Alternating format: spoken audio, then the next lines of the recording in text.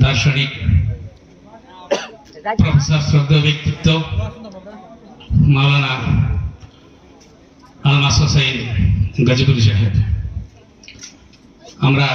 উনি আমাদের আজকের প্রধান বক্তা। হুজুরকে আমরা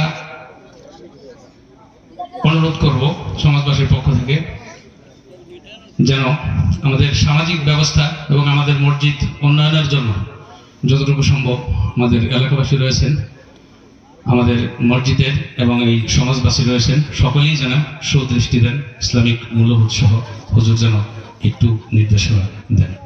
এমত অবস্থায় মুফাক্কির ইসলাম আল কবিরা ওয়াল্লাহি কুল্লু নাফসি আযাম ওয়া মা তাওফীকি ইল্লা বিল্লাহ ওয়ালা কালাম আল কোরআন হাদিস আদ-দুনিয়া মুফাক্কির হযরত মাওলানা ওয়াল আল্লামা মুহাম্মদ আলমাস হোসেন গাজীপুরি মাজিদুল্লাহ আলাইহি সাল্লাল্লাহু আলাইহি ওয়াসাল্লাম।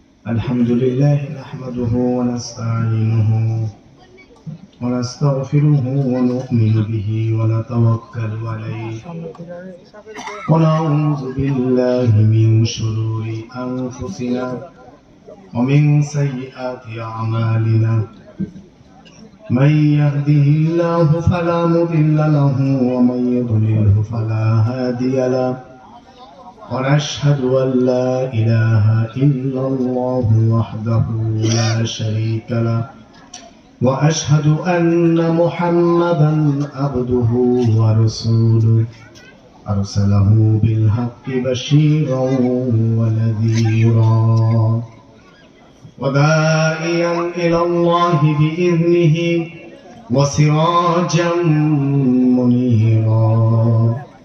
فقد قال الله تعالى في كلامه المجيد والفرقانه الحميد: أعوذ بالله من الشيطان الرجيم. بسم الله الرحمن الرحيم. إن الله وملائكته يصلون على النبي يا أيها الذين آمنوا صلوا عليه وسلموا تسليما. اللهم صل على سيدنا مولانا محمد.